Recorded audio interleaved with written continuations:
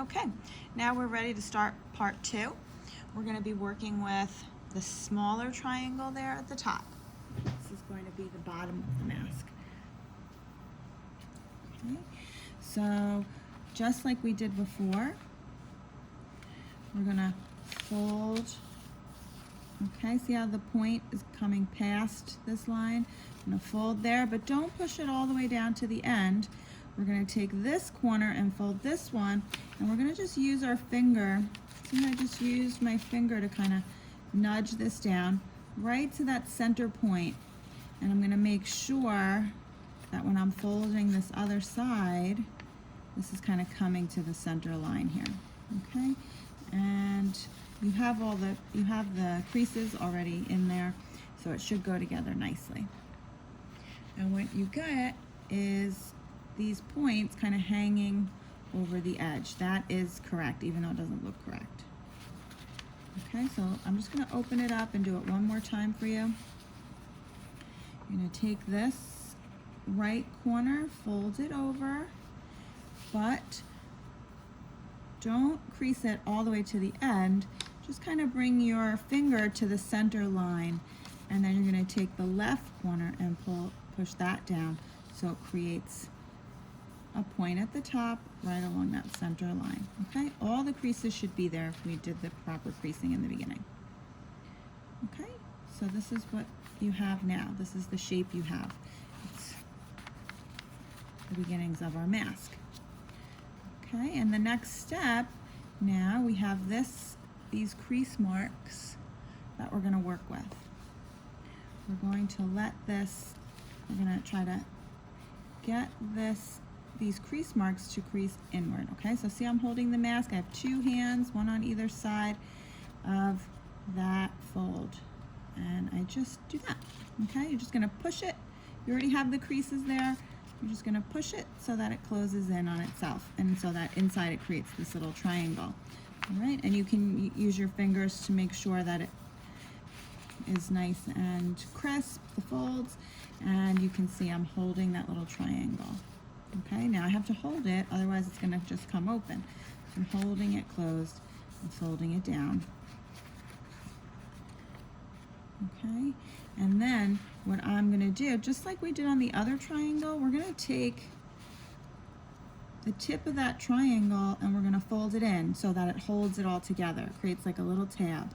Okay, so I'm taking the tip of the triangle here, and I'm just going to fold it in so it creates a right angle along the center line. And just like that. Okay, so it just kind of holds it together so it doesn't open up. See how it doesn't open up anymore? So on the outside, this is what you should see. And on the inside, this is what you should see.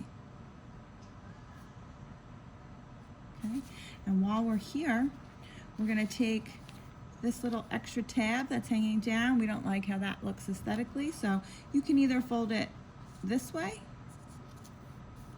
or you can fold it into itself. I think it looks neater if you fold it into itself. Okay, and we'll do the same thing on the other side. We don't want it to be hanging over the edge. So we're gonna just fold it under and crease it down, just so we don't see that little point. Oh, mine's actually a little too long. Okay, so you should be able to fold your mask back down onto itself and lay it flat. Okay. And from here, you should be able to see a part where there is the line. Okay, so this one is on the opposite side, but I can see through the paper. There is a line here. That is where we're gonna fold. This should be a very faint line. Okay, we fold it one way and then reverse and fold it the other way. Okay, that's just gonna be the part that we eventually use to hold the rubber bands. And we're not gonna put the rubber bands until the very end, until we're done coloring or designing our masks. Okay, but if you open it up, now you have these little flaps here, okay, which will eventually become where we get our rubber bands attached. Okay, now it looks like we would be done, but we have one more step, and that's just creating some folds to give it a little bit more of a shape. Okay, so keep your mask laying flat, and you should have this little tab, right? Put that part on the bottom so that when we, like the thinner triangle that we worked with is on the bottom and the bigger triangle is on the top. So what you'll see is if you kind of feel with your finger and you push it down, you'll see there's a triangle here that's underneath, that's on the inside. I can feel it. It's where there's folded paper. We're just going to exaggerate that fold a little bit. See how that's all I did. I didn't actually separate anything. I didn't do anything except just fold it over one way, and then I just fold it over the other way, just so that it's exaggerated. When we open it up, it creates like a little flat platform.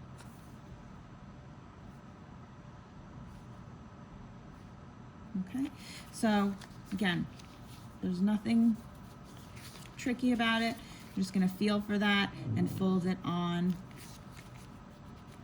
that ridge. Okay, and that